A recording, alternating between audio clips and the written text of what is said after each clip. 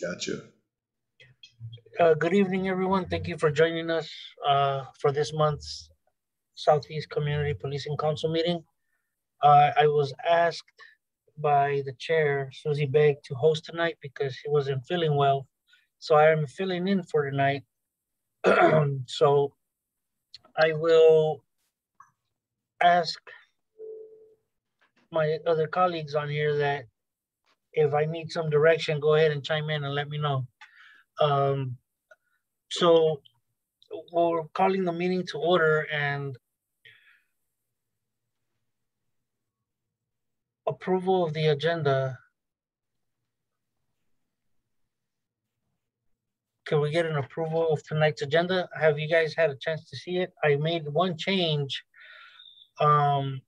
Nicole Rogers will be joining us tonight and presenting about community block parties that will be hosted throughout the International District throughout the whole month of October. And Vision Zero will present to us next month. If I could share my screen and show everyone the agenda for approval purposes. Okay, hold on 1 second here.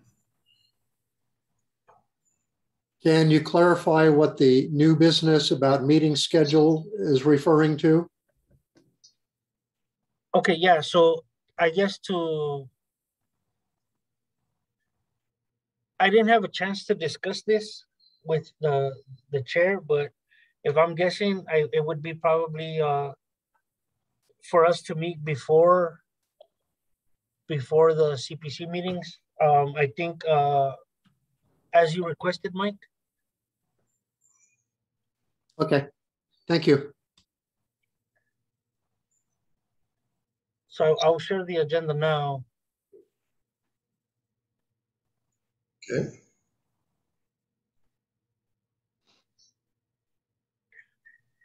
So can everybody see the agenda? Yep, got it. Okay, so I move that we approve the agenda. do we have a second? A second. Okay. Ron motioned, Mike second. All in favor, say A or give us a thumbs up. Hey, thumbs up. All opposed, the A's have it. So we will continue with housekeeping and instructions for the questions and answers portion of the meeting. So housekeeping, just everybody, just be respectful. And if you have questions, you can put them in the chat. Somebody will be monitoring the chat, and we'll get to the questions. The presenters will get to the questions in a timely manner. So for introductions of the CPC members, I think we could just go around and we could introduce ourselves. I'll start off. I'm Angel Garcia. I work for the Violence Intervention Program here in the city of Albuquerque. I'm filling in tonight for the chair, Susie Begg. Ron, would you like to go next? Sure. My name is Ron Hobgewaks. I've served on the Community Policing Council for a number of years. Live in the Nob Hill area, and have seen, and one of the things that we'll be discussing, I think at some point during our closed meetings, are the recommendations that we've put forward that we've lost and we need to reinstate or something like that. But I'm glad everyone is here. Thank you for joining us. Angelo. Hello, my name is Angelo Ragland. I'm new at the CPC. I go to Central New Mexico Community College. I just turned 21 last Sunday, so I'm finally legal as an adult. So, and my major is criminology. So, and I want to work as a CSI for the future. Thank you. Mike. I'll quickly read my personal mission statement, which I've pasted into the chat with additional information. While serving on your CPC, I do not consider it my right or privilege to hear only the things I agree with or want to hear. Rather, it is my responsibility to hear and thoughtfully consider all perspectives on community policing. My goal is to help foster a safer and more prosperous community for all our members, your families, friends, neighbors, co-workers, police force, who are our neighbors too, and the homeless and less fortunate among us. We all have families we want to return safely to at the end of each day. Thank you. Thanks, Mike. So with that being said, and I totally agree with you, Mike, on that. With that being said, could we get approval of past meetings? It says here July, and I'm assuming August as well. I don't think we met in August. Oh, okay. We met in July, but not in August. Okay, so could we get a motion to approve July's minutes? I would like to comment. I will make a recommendation to the Council of Chairs to review across all CPCs our minutes and what we include in them. When I read them, they're basically simply saying, except for the crime stats, we're simply saying we talked about the things we said we were going to talk about in the agenda. It doesn't provide any information. And I have some ideas on how we can improve that and make them more helpful for the public, some of whom might not want to watch the entire recording to find out what we actually said. So with that, I move that we approve the minutes, and then I will take that recommendation to the Council of Chairs, and we'll hash it out on what we might do to improve our minutes across all CPCs. So I move to approve. Okay, Mike, Martisa and I, you can meet with us also about that. We just want to give enough information to have somebody click on the link at the bottom of the page, and actually watch the minute. We're trying to get people nice and addicted so we can reel them in every month. But we'll always talk about that. Okay. And I have some recommendations on how we can improve that. All right, sounds good. Yeah, Mike, I agree with you, because there was a point in time where we did carry some of the dialogue that went on during the meeting, and it allowed people to see the questions and the answers and the responses and some of the discussion that took place, rather than just a line-by-line copy of the agenda and things like that. So I think we need to fill in a little bit. Agreed.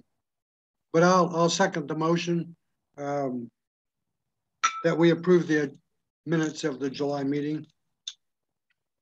Okay, so Mike made a motion, Ron seconded. All in favor? Aye. Okay, awesome. So July minutes have been approved. And so now we can move on with the panel discussions. Going first tonight will be Deputy Commander Richard Evans, who's the acting commander right now of Internal Affairs. Thank you for joining us today, sir. The floor is yours. Oh, thank you. Can you hear me okay? All right, good deal. I'm Deputy Commander Rich Evans. As you said, I am the acting commander for the Internal Affairs Force Division. Wanted to discuss a little bit what we do up there and discuss EFIT. There seems to be some misconceptions about what the External Force Investigation Team is all about. So I'm going to cover that briefly, and then I'll open it up for any questions that you might have. Did want to say happy birthday to Angelo, 21st. That's a big one. Congratulations, and good luck with your education. You bet. So IAFD is, we investigate level 2 and level 3 force that takes place in the field. When officers have to use those levels of force, our detectives are on call. We have 3 detectives per week that are on call typically. Sometimes there's more depending on if there's going to be a big event or something where we might anticipate more force, like say a protest or something to that nature. We will put more on call to accommodate for that if necessary. But we typically have 3. They respond to on-scene investigations as officers use force in the field, and we do those investigations, and we come back and we evaluate those cases and analyze them to ensure that they are within policy and within the CASA, within the law, and that there's no policy violations, or if there is any identified policy violations, we investigate those as well. We do not, although we are part of internal affairs, we do not accept external complaints. All of our complaints come from our investigations. So it's usually things that we observe through watching on body recording device, the footage from the OBRDs, or throughout our investigation of the force.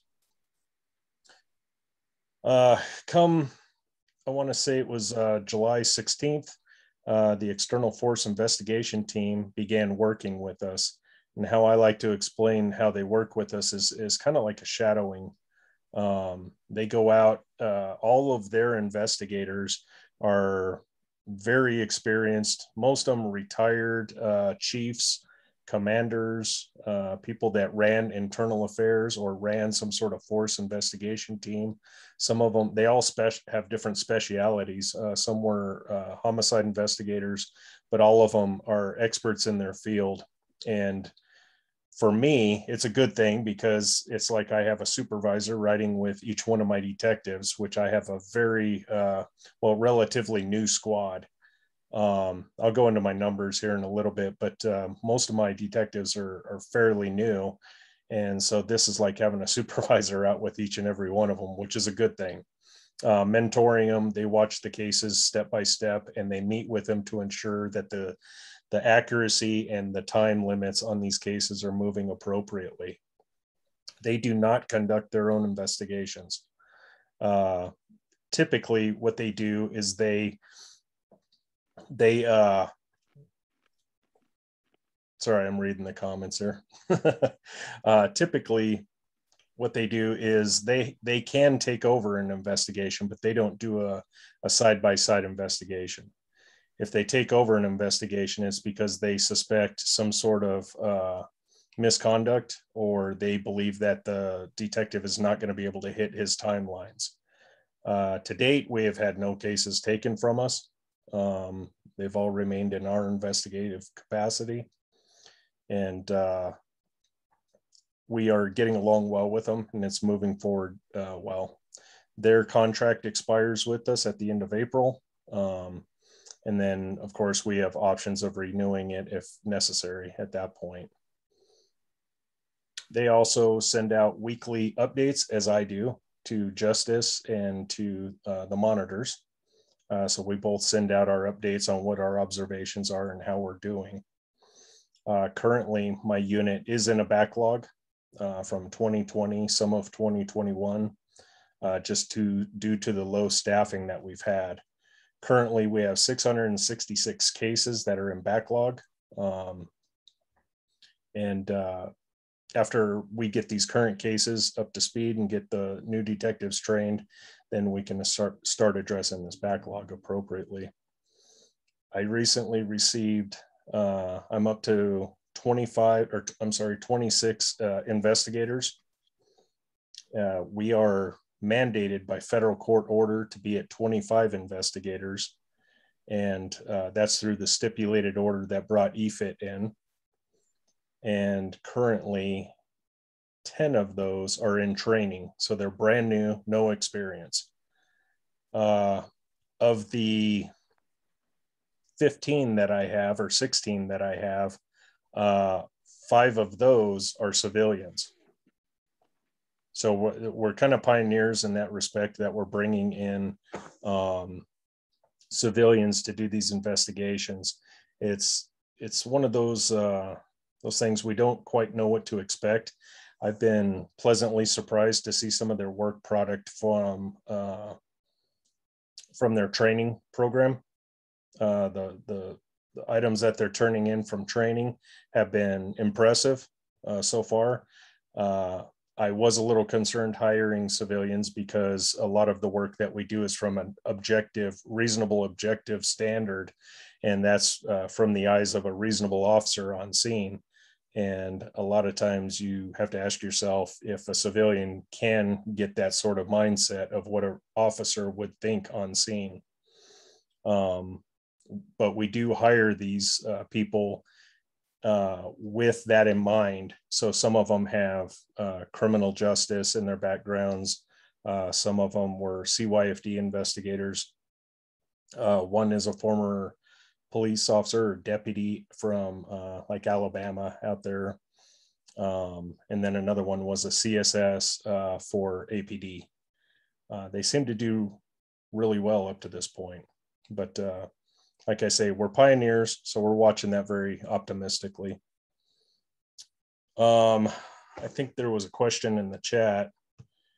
And if you ask me questions about internal affairs professional standards, I may not know the answer. So let's see what we got here. What percentage of the use of force investigations reveal excessive force? Very few. I don't have the percentages with us. We do put an annual report out that tells, gives a lot of information. A lot of we give monthly statistics at the CPOA the board meeting every month. And I believe we're going to begin sharing that with all the CPCs, was my understanding. Or I heard some talk of that. It should be shared, and you should always have the current stats. And external complaints through the CPOA, that's more of a internal affairs professional standards issue. I know that they do their own investigations to a point, and sometimes that does involve internal affairs professional standards. Like I say, the external complaints, they don't come to us. So all of our complaints are going to be internal complaints of things that our detectives observe and that we address through our investigations.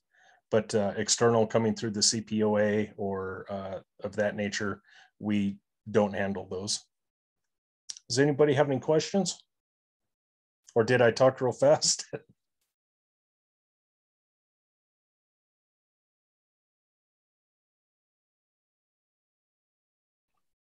Hey, Mike, I could probably answer that question.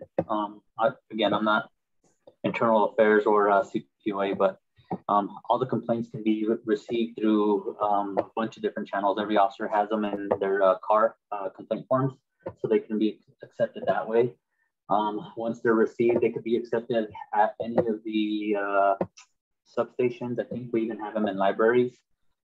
Once they're accepted, we process them as supervisors. If we receive them, we process them through a system called Blue Team. That goes to IAPS, which then screens it, sends it over to the CPOA. I'm actually reviewing one as we speak, which they have their own investigators, and that's Ed Harness's group of investigators. They're all civilians. They conduct the investigation, and they do the interviews with the officers, the complainant, if they do have a name and address. Once they do that investigation, they put together any findings, and then that gets disseminated to a commander. It doesn't matter what commander, Mike. We receive it, we review it, and we either concur with the findings or we make our own recommendations. Then we send it back to IA, they review it, and then they'll put out their final, actual final disciplinary action, if any. Well said. Thank you, Commander.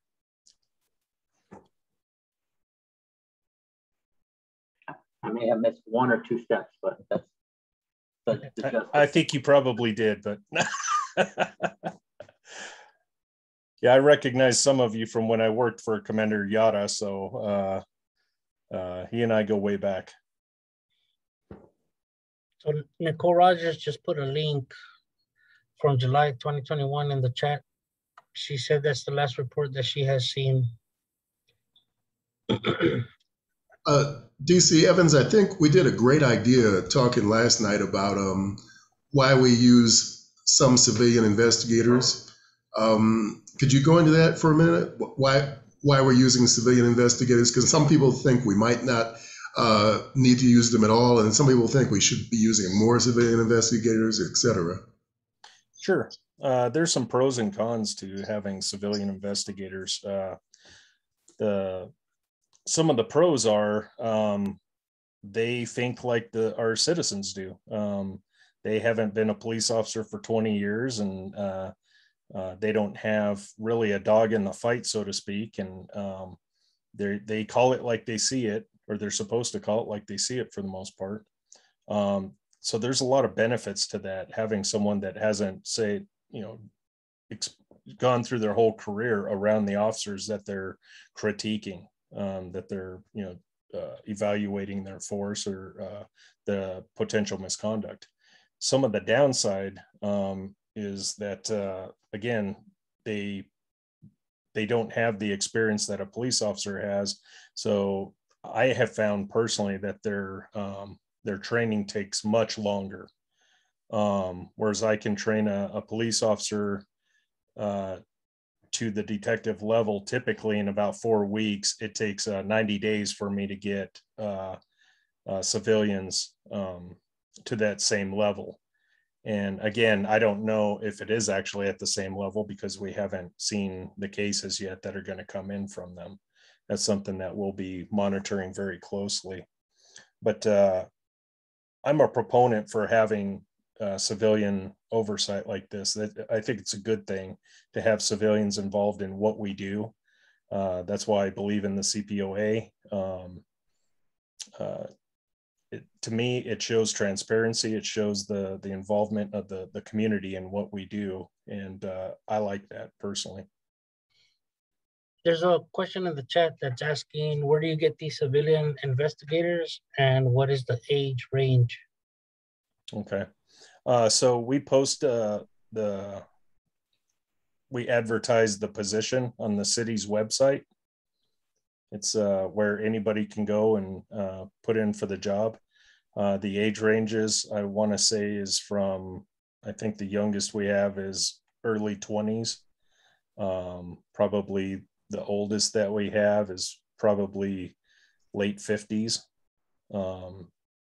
So anywhere within there, I think we're fine. We do look for experience. So some sort of law enforcement or investigative experience is preferenced, or an education in the areas that we'd prefer, law enforcement, some sort of critical analysis, critical writing, those type of educations are important to have. And how many other states use civilian investigators? As far as I know, none. Like I said, I think we're pioneers in this respect. I don't know of any others that utilize civilians in their internal affairs. Okay. And so what, like, if you see, like, what are the types of things that you guys are, I guess you could say, writing officers up for? Like, what's the most common thing that you guys are finding in these by watching the OBRD videos?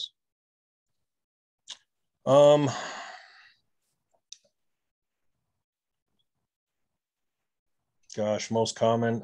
It's typically small things, and it's something that I personally am not really for. I know that a lot of officers got wrote up for small things like typing on their computer while they were driving or eating while they were driving.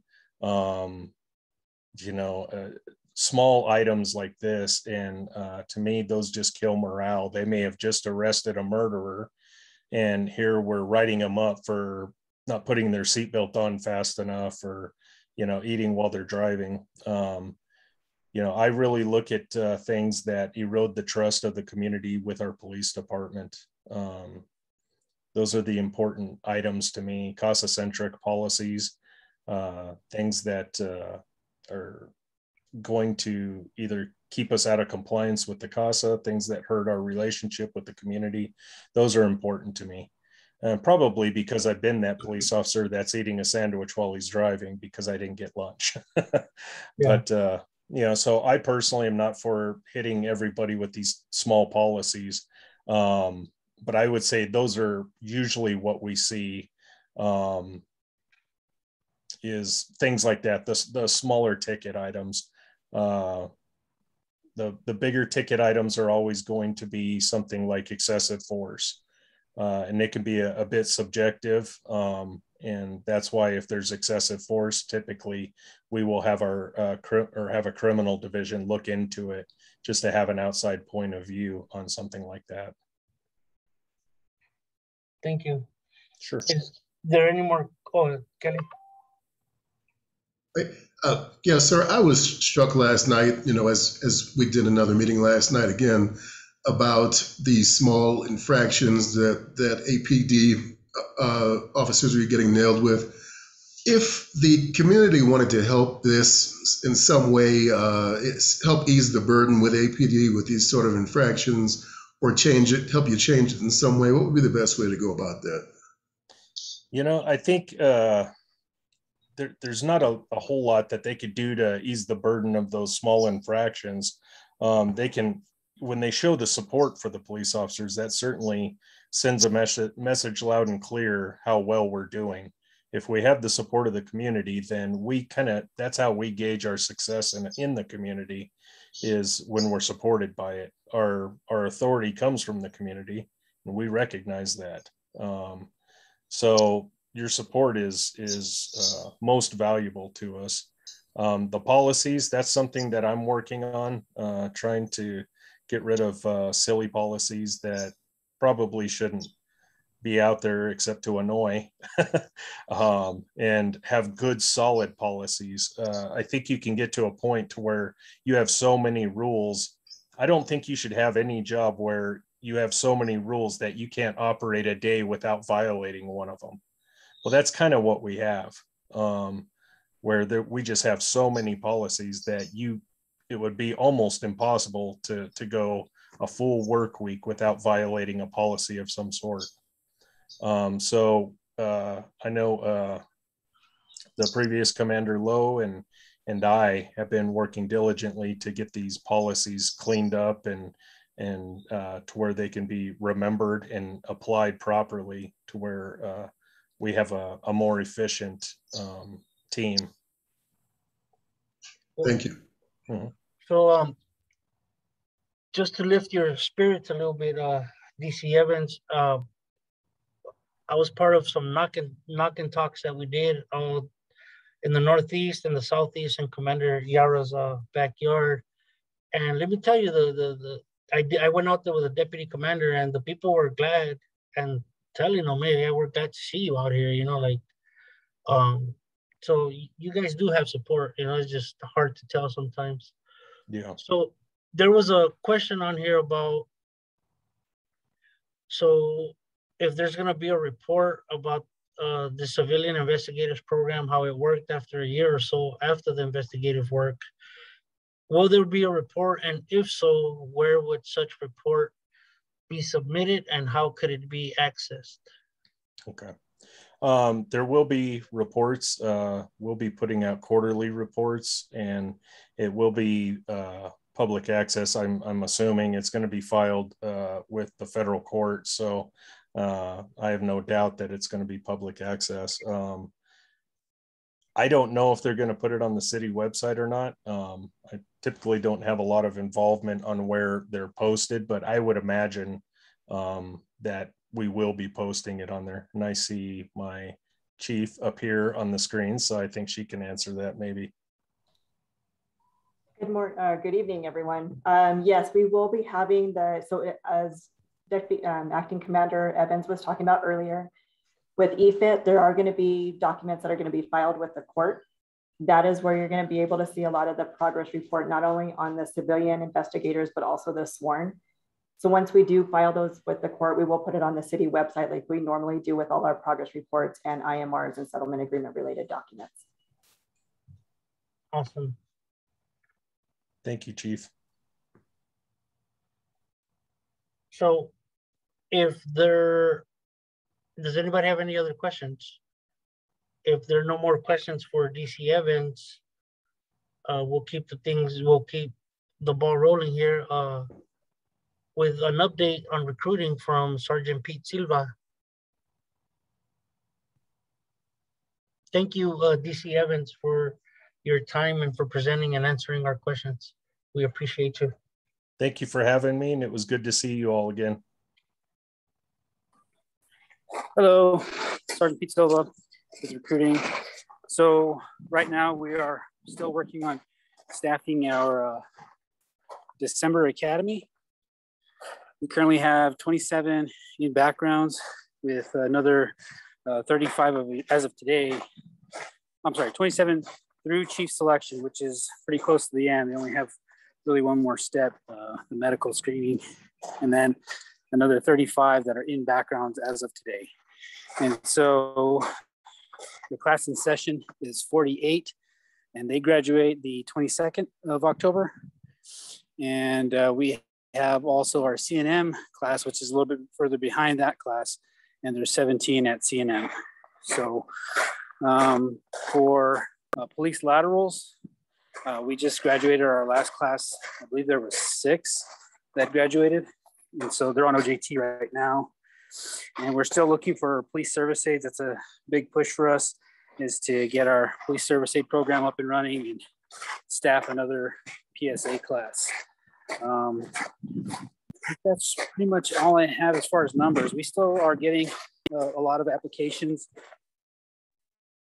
We have roughly 200 that are, and it sounds like a high number, but 200 that are qualified to test through the end of the year. However, what always has been the issue is getting folks to show up and then pass the test. So if you get 200, 50% of that will show up, and then another 50% of that will probably fail either their exams or the background process at some point. That's your stats update for recruiting. If there's any questions, I'm willing to take them now.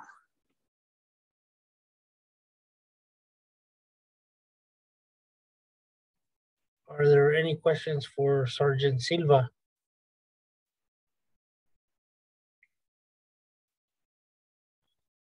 Somebody's asking if you could share your email, Sergeant, on the chat. Yeah, sure. I'll type that into the chat. If you know officer, please send them our way. And I'll also put our office number as well. You kind of, I don't know if it's just happened to me, but you kind of cut out there in the middle when you were asking if they knew of somebody, I guess somebody who wants to be an officer. Is that what you asked? Yeah. If anybody is looking to become a police officer, they can give them my email, and I'm putting our office line in the chat as we speak.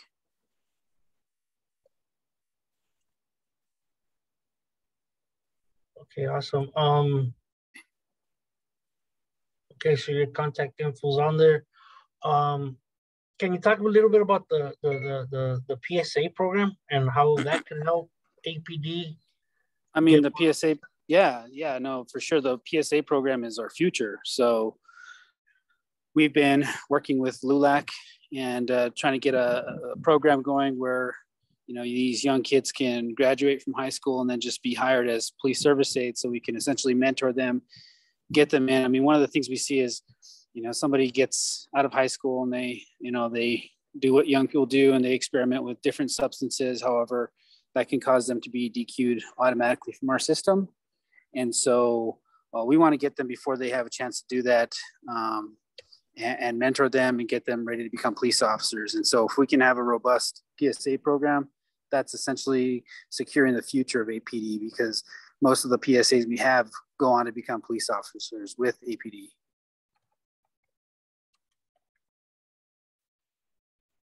Awesome. And do you have any information about Citizens Academy? So there's a Citizens meeting session right now, and I couldn't say when the next one will take place.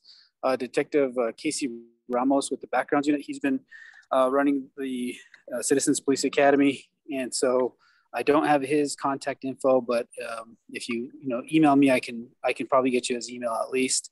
And then I saw a question in the chat. It was the benefits for new hired officers. So right now, something new that's going on is we are actually offering a bonus for PSAs. It's $1,500 paid out in, I believe, 2 increments, one at the end of their academy and then one at the end of their on-the-job training. There's $15,000 for laterals and $5,000 for new police cadets.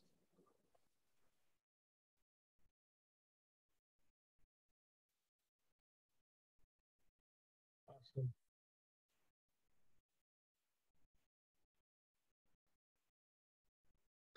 So does anybody have any other questions for Sergeant Silva? If not, then we'll continue with the agenda, which is now Nicole Rogers from the City of Albuquerque's Office of Equity and Inclusion. She will be talking about community block parties. I'm excited to hear what this is about. Hello, good evening, everybody. My name is Nicole Rogers, and I work in the Office of Equity and Inclusion as a community and business liaison for Mayor Keller. My topic today is community block parties. We are about to undertake a large, heavy lift around pulling out resources and getting them directly to our community. So this is actually a crime reduction strategy that Angel actually knows more about, and actually put a bug in my ear about this, that and it really was founded in places like Boston, Oakland has used this model, Chicago, and it actually birthed the whole national night out movement. But research that I recently read showed that you can't just do it one night out a year and expect that it's going to have a change in reducing crime, right? So the model that actually is proven to work in reducing crime is around continuously being in the community every weekend, flooding the community with resources. So that's exactly what we intend to do. We're going to start October 2nd, and we're gonna go all the way to February, every single Saturday from noon to 3, and I'll put some information in the chat and links that community organizations can actually jump on and help us with this. So our vision is to have a cross collaboration between city departments as well as community organizations to go in and stand up in our communities for an entire month. Every single Saturday we'll be in the community every single Saturday. And so what we're gonna do is we're gonna market it to the community as block parties. Because what I found is people don't like asking for help. Even if they need it, they have a hard time sometimes asking for the help that is out there, or don't think that they actually qualify for a lot of these programs like emergency rental assistance. I've been out in the community helping people actually apply for this. And I don't know how many times I heard, I didn't think I would ever apply for this. And it's misconceptions like, oh, I thought I had to have actually had COVID. Well, no, it's not only for people who had COVID, it's for people who were affected financially by COVID, and it'll pay rent up to 10 months for families. So that's a huge amount of money that's in our state right now. So we're gonna have applications, we're gonna have laptops out there, people being able to help people actually apply for that assistance. We're gonna have COVID vaccines, we're gonna have fun for kids, music, youth activities, really with the guise of bringing out our departments from the city, getting them out into the community to share those resources. So we're starting October 2nd. We're going to start in the International District, but we are all coming to the Southeast. So I will put a link to our sign-up sheet that we have going right now. And this is for community organizations. So if you're online, community policing councils are absolutely welcome to sign up.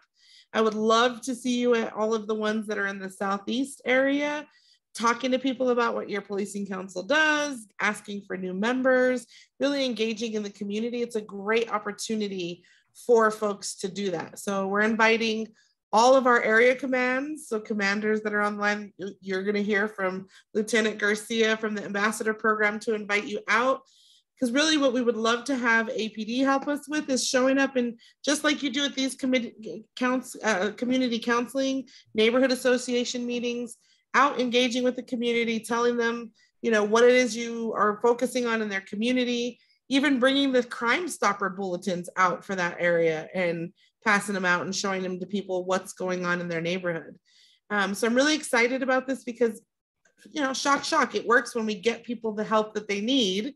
So they're less desperate and out doing, hopefully, you know, less crime. And we strategically are doing this during the holiday months, because I'm sorry for you Christmas fans out there, but Christmas is definitely not the most wonderful time of the year, like the song says, right? APD knows this, right? The statistics go crazy for things like robberies, burglaries, car thefts, suicides go up, child abuse goes up, divorce goes up. I mean, across the board. It's a tough time of year for families. So we want to be out in the community. Of course, around the holiday times, we'll be doing food boxes for Thanksgiving dinners, toys for kids. We just really want to try to capture it when we know our families and our communities need the most help. So yes, there'll be information posted on the City of Albuquerque's Equity and Inclusion website. Right now, the information that exists there is for community organizations to be able to sign up to help us. And then next week, we'll be launching the community marketing. So the community knows about it and we work to get the community there. So yeah, we will definitely love to have your help spreading the word. We'll be posting it also on our city websites. We're working on the marketing plan right now for community, and we'll get that out next week. But right now we need community organizations to sign up. If you are a service provider, or you offer services to the community in the Southeast, go on the website that I put in the chat, sign up to show up and help us make a dent in our crime in our community. It's not just up to APD, it's up to all of us to jump in and help. So this is a way that we could do that. Hey, Nicole, if you could do me a favor, once you start getting places that you guys are going to have them and dates, is it possible for you to send me ahead of time so I can make sure my officers are there and I have you guys? Absolutely. Yeah, and if you click on the link, the dates and locations are already there. At the very bottom of that link, you have all the dates and locations that are there. But and yes, we will also reach out to you directly as well. And Nicole, so to my knowledge, the first one is October 2nd. The whole month of October, where will you be concentrating these efforts? So the whole month of October, we're going to be in the International District for October. So you'll see let's see, we have Trumbull Child Development Center, October 2nd. So we are, and people are like, that's a tough area. Well, yeah, we're going to where people need the help. We used APD call data as well to really hone in on the resources we need for that particular community. So if we saw a high amount of calls for, let's say, domestic violence in an area, then we're gonna make sure we have domestic violence resources there for that community. So we're being really intentional about that. But we'll be at Mesa Verde, October 9th. And again, all of these are already on the link that I put in the chat, so you can check them out. October 16th, we'll be at Singing Arrow Community Center. The 23rd will be at Endorphin Power Company. October 30th will be at Wilson Park. And then we'll move to another part of town in November. And again, we're doing these all the way till February. And I'll put the link again. And again, we weren't able to hit every single park or every single, but we're at least trying to pick as many spots in one neighborhood as possible and staying there the entire month.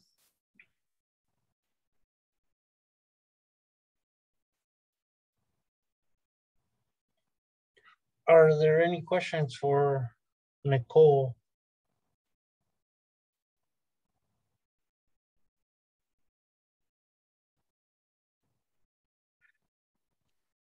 I think this sounds like a great effort, Nicole, and I appreciate everything you're doing.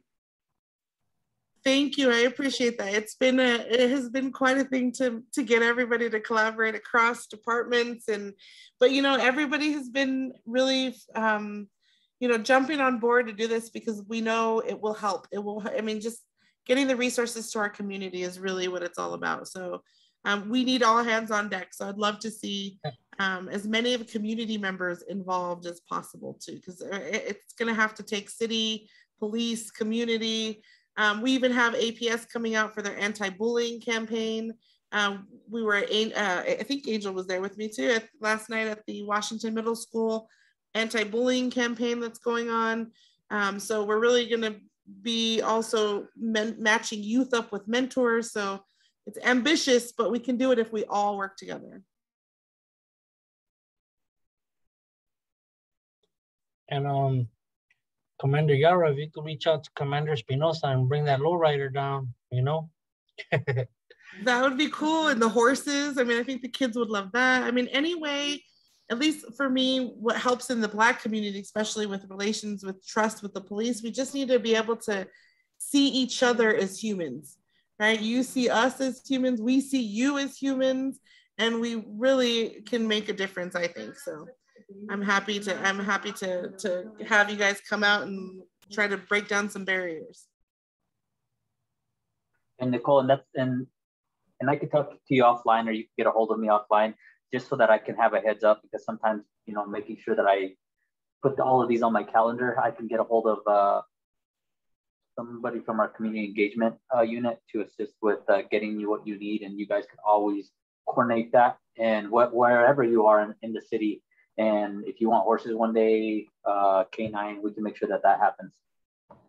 Awesome. Thank you so much. I'll reach out to you via email, and I put my contact info in there as well. So please, if anybody's interested or has ideas or things we can add specific to the Southeast community that you would like to see, we'd love that feedback.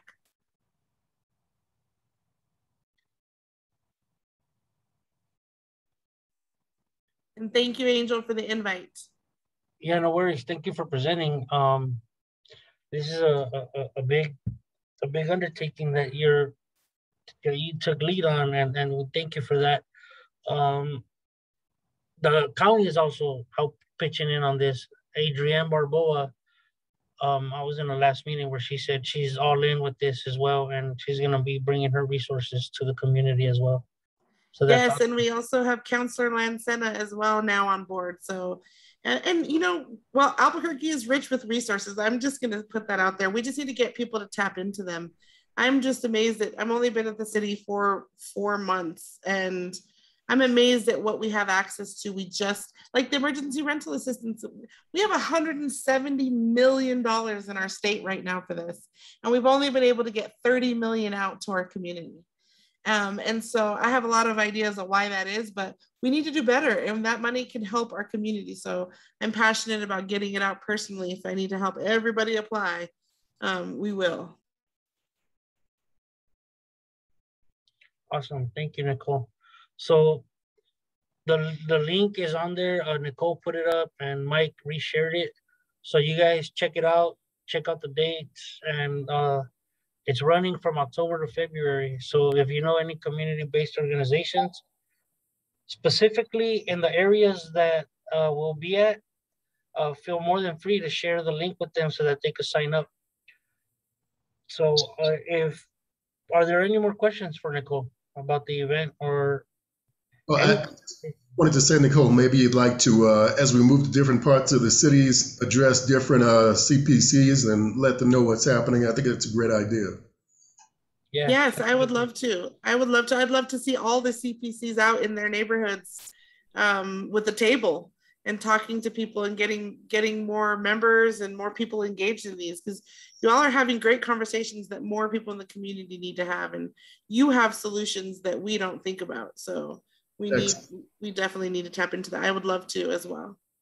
So that was definitely an invitation for the Southeast CPC. I'll be at these events myself, so I could represent, but if anybody from the council that wants to join, we'll be more than happy. So Nicole put her contact information in the chat. If you know somebody that needs help with resources or anything, that's her contact info. You could have them reach out to her. Yes, and Angel, one more thing. We also have a volunteer link. So if you're not with an organization and you're just a citizen and you want to help out during the event, we also have a link I'll put in the chat too, just to get volunteers. So volunteers to get the training to help people with the applications, volunteers with people to usher people for COVID vaccines, because the plan is also to have COVID vaccines. So we also are looking for just individuals who want to come out and help us set up and tear down and pass out food and that kind of stuff. So there's also an opportunity for regular folks to get involved, not just community organizations. And we will also, if I'm not mistaken, have iPads there to help people register to vote and all of that. Yep, we'll have voter registration as well. We're gonna have senior affairs out there for our seniors. We'll have interpreters so that we can cover the bases, ASL, language interpreters for various languages that are specific to the communities. Even the music, we're being very intentional in making sure we even play the music that's popular in the neighborhood. So people are like, how are you figuring that out? Well, we're driving around and I'm listening. No, I'm just joking. We just kidding. But I think we have a good handle on that. We're trying to be intentional on that too. Awesome, awesome. And Nicole also resides in the SE in the Southeast, so this is very near and dear to her heart. So so Catherine Turner says she would like to volunteer type of service box. You got it. I'm gonna get the volunteer link right now for you. Awesome. So if there are no more questions for Nicole, we could go ahead and move on to Commander Yara with monthly crime stats. So, good evening, everybody. Commander Yara, those of you who don't know me, Commander Yara with the Southeast Area Command. I've been here almost over 3 years. Crime stats for the Southeast Area Command from dates August 17th through September 15th. Aggravated assaults, aggravated batteries are 96. Criminal sexual penetration, 13. Family offenses, which includes domestic violence, 235. Homicides, 2.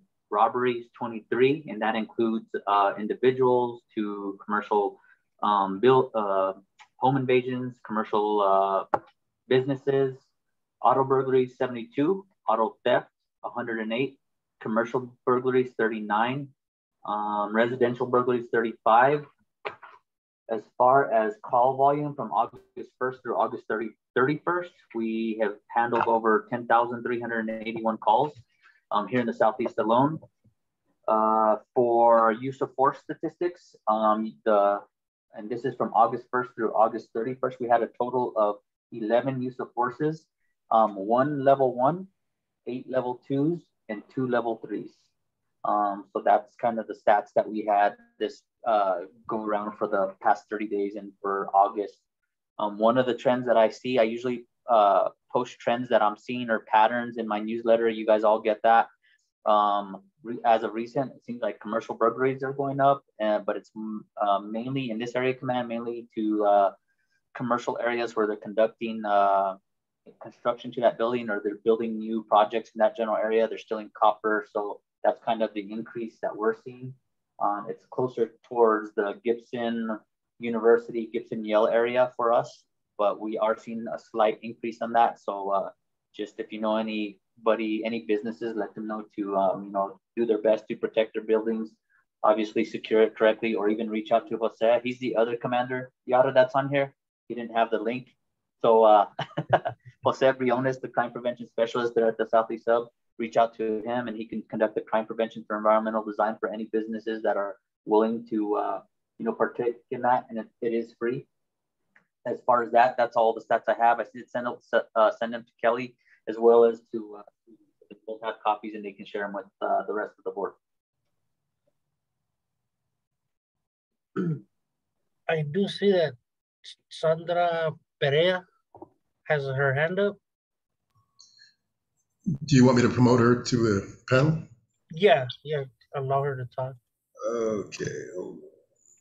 I think I just did it myself. Sorry about that. Oh, great. Ms. Perea, if you'd like to ask your question or...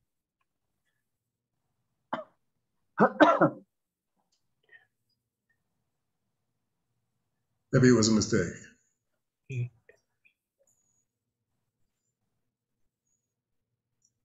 Muted, and she unmuted, and now she muted again.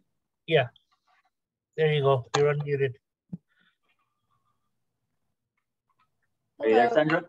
Yeah, thank you. Good evening to everybody.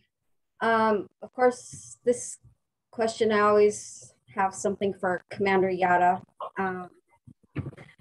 But would you be able to tell what the personnel, the staffing statistics for the Southeast area command? Yeah, so currently we actually just started our bid.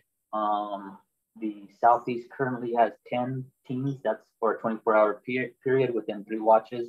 The watches are broken up into day shift, swing shift, and graveyard.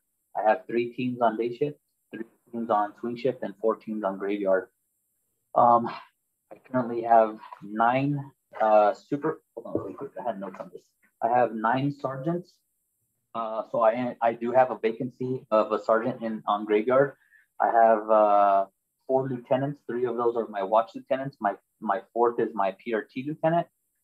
Then I have 12 PRT officers with 2 sergeants. Those 12 are split up 6 and 6, and they cover the entire 7-day week. But I'm at 66, or not for each team, 66 for the team officers, and that's broken up. We cannot go over 8 officers per team. We have to keep that 8-to-1 ratio, 8 officers to 1 sergeant. I'm sorry, you broke up a little bit. Did you give the total number of officers that you could have, but this is what you currently have? Yeah, no, I gave you what I currently have. With 10 teams, I should have 80 officers. 80? Okay. 80 each officer. I currently have 66 for team officers. Those are day shift, different graveyard. And then I have another 12 officers split up for my PRTs, my proactive response team. Okay, thank you. No problem.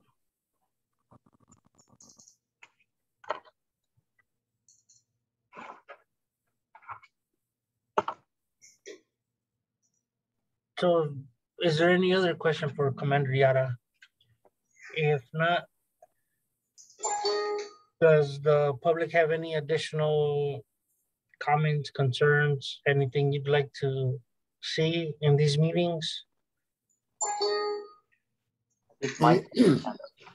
Angel, for Commander Yara, I often hear that domestic disputes are one of the more dangerous situations for officers to respond to. And I'm wondering how things are working out with the community safety, Albuquerque Community Safety Department and their clinical specialists. Are you able to start getting them worked into helping provide resources for counseling and anger management, stuff like that? So currently with them, they're going to be handling different calls, Mike. Domestic violence still stays with us. We do always hand out packets, and we can also get them into contact with the DVRC representative. That's a domestic violence, a rep from Domestic Violence Resource Center that there with the Family Advocacy Center.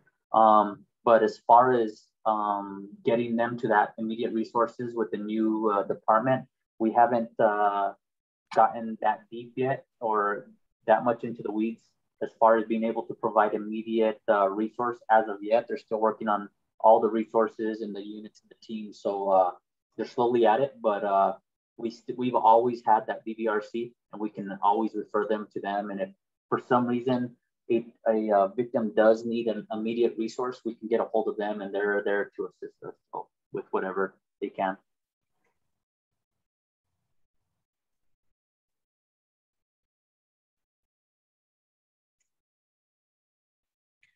Commander, this is Nicole, and I just want to echo how I really, since I live in this area and personal experience, your officers are really good with this piece. I had a situation where someone came and and it was a family member, ripped my door off of my hinges of my house. It was crazy. And your officers, literally, I didn't have any tools or anything, and I couldn't put my door back on. It's like, and they were like, how are we can't leave you like this. And literally went and got supplies to put my door back on. And gave me packets to make sure I knew how to file for, restraining orders and all of that. They were really, it would actually helped me feel better about police in general after that interaction. And Nicole, that happens more than often. Officers are very humble. They don't usually share that. I mean, I wish I could share it more often and be there. And, sometimes when these supervisors are reviewing their OBRD, their on-body recording device, we're able to bring that out and, praise them for their good efforts and their good work towards the community. But yeah, a lot of these officers, they do it because, that's just who they are, and they want to help out as much as they can, and they reach into their own pockets when they do this stuff. So it's always good to have those type of officers. And I'm lucky and I'm fortunate enough that the group that I always have here, hardworking officers, and I've seen them buy TVs for somebody who just got burglarized, and they'll ante up and go to Costco or Walmart and purchase a family a TV so that the kids can play, or watch TV and have that comfort. So, but I appreciate that, Nicole. And if you guys ever see something like that, please let me know via email or something, and let the supervisor know so that we can praise them. That we need that more than anything nowadays. And I get a lot of emails from people and a lot of, hey, thanks for changing the tire, taping up my bumper after the accident, and that's a great thing. I immediately turn that into a job well done, or even a different award. So I need to know that stuff. I can't be out all the time with these guys, but those are good stories always to hear. Maybe you can help me find out who they were so I could say thank you to now. That was a couple years ago, but it was years, 2-3 years ago, but they were great. If you could give me a date on it, I'll definitely look it up for you, and you could write something up for them. I think Catherine Turner, she put something about Fox Memorial Park is seeing more open use of drugs. So that's not going to be a 911 call. It's going to be more of a 242 cops call. I know that we've had some delays in answering 242 cops. It's due to staffing, obviously, but that's a 242 cops call. Just report it. I know about Fox Memorial. I'm trying to get my officers out there. With the call volume that we deal with on a daily basis, I have them do welfare checks and periodic watches in different areas. So I'll make sure that I send them out there again. Sometimes they'll drive by, they don't see anything, and they just go to their next call. But I'll definitely make sure that they put some effort into that. As far as chasing them off, I highly suggest that you guys don't do that. Just leave it up to us. I don't want you guys to get in any confrontations with these people. Some of them, whether they are doing drugs, some of them are, they have mental disabilities and they're self-medicating with illegal narcotics, which turns out to be a huge issue. So I don't want anybody to get hurt. So I definitely tell you not to do that. So just call 242 cops. If it's an actual emergency, you see somebody overdosing or there's a huge fight, definitely call 911. Kind of scroll down through these. I think Mike said to use the app as well. That's good. You guys are always welcome to send me an email. I always share it. It's on my newsletter. So just shoot me a, hey, Commander Yara, can you send some officers over when you get an opportunity? I read all my emails and they always fall on somebody's lap. They don't fall on deaf ears with me. So it may take some time, but just like I always ask you guys, be patient and I'll get you guys what you guys need. Awesome. Thanks, Commander. Any final questions for Commander Yara? Mike, is your hand up from before or is that a new question? It's not a question, it's a suggestion. I'll lower my hand now. Probably a year and a half ago, I was working with another community member trying to, we called it gift cards for cops, but it was really not for the officers, but rather to make donations so through the chaplains, so that the officers could have gift cards that they could use to, instead of pulling money out of their pockets to do things. I've been on those ride-alongs where that's happened. Rather than them pulling money out of their pockets, they'd have a little folder and they'd pull out a gift card for, various places they could get diapers for their kids, or they could get food and stuff like that. So if anybody is interested in trying to restart that program, that effort, I'll reach out to the chaplains, because they're a nonprofit organization. I'll try to get some interest regenerated on that. Some of the officers were actually afraid to take gift cards from me at community meetings because they thought it looked like I was paying them off. But I know a lot of people in the community would probably respond favorably to that. Awesome. Yeah, it's a great idea, Mike. We definitely need to show some appreciation. At the Angel, at the substation, we usually, people go in and take donations, whether it's socks, beanies, especially now coming in winter. There's a lot of things that we do.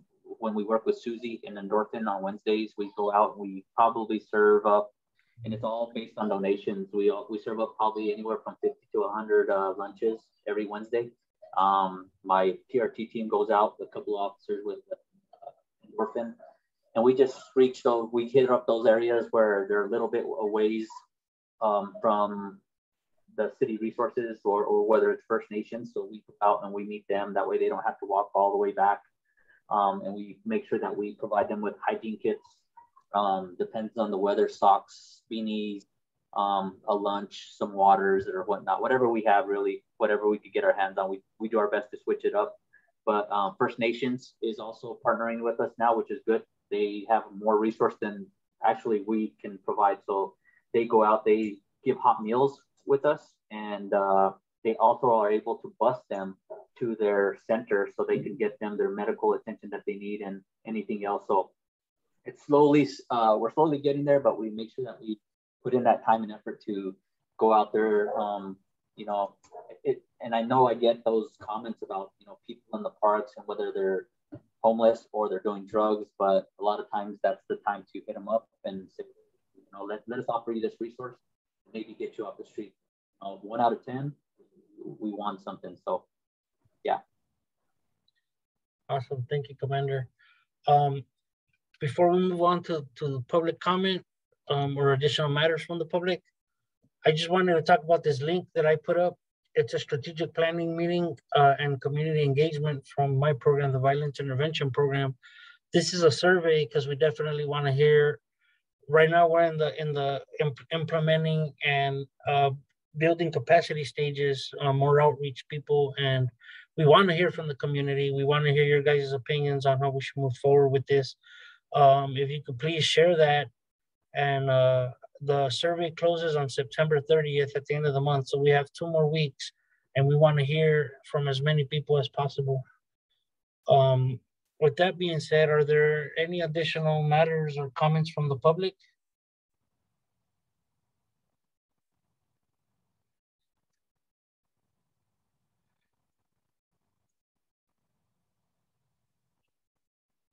If not, then new business. So if I'm not mistaken, this is referring to the call, Mike, that you had, if we could meet as a CPC before we actually have these monthly meetings.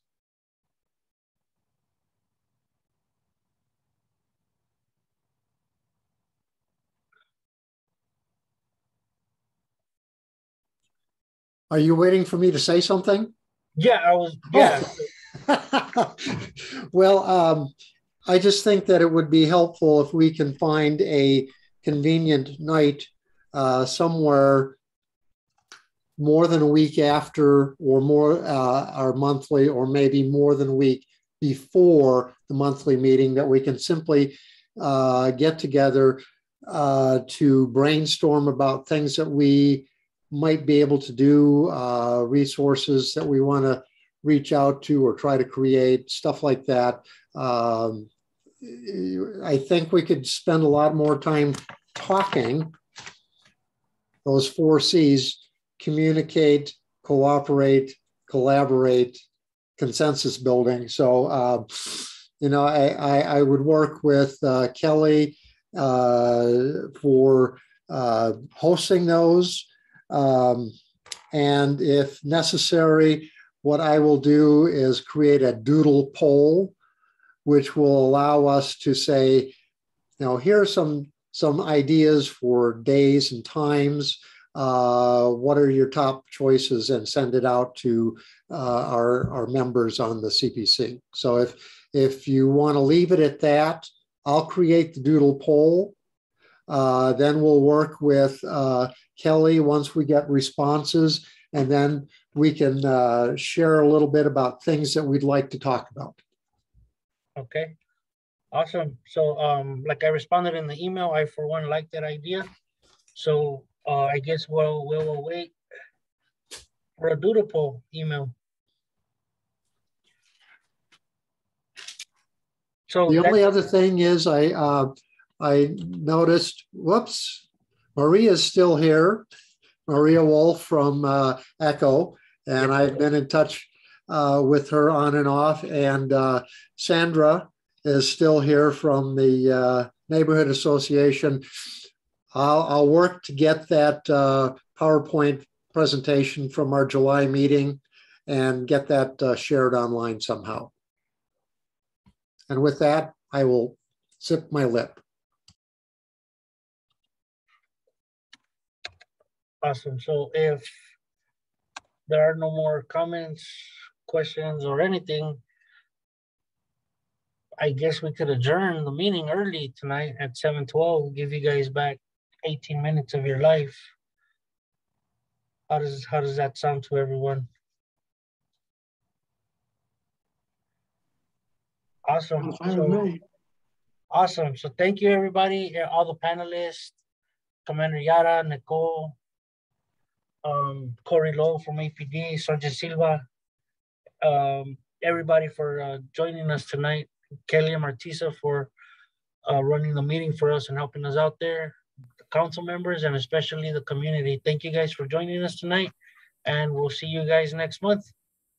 Yeah, and I don't always get to say thank you to APD, but thank you for all the support, ladies and gentlemen. It's an excellent thing, and you know we're all going to be discussing thing at some point. So. Yes, sir. All right. And I want to remind everyone that this meeting is recorded, and the recording information site will be available for people to view. Yeah, just contact me or look on the website. Google the website. The recordings are all there for every workshop. So. Awesome.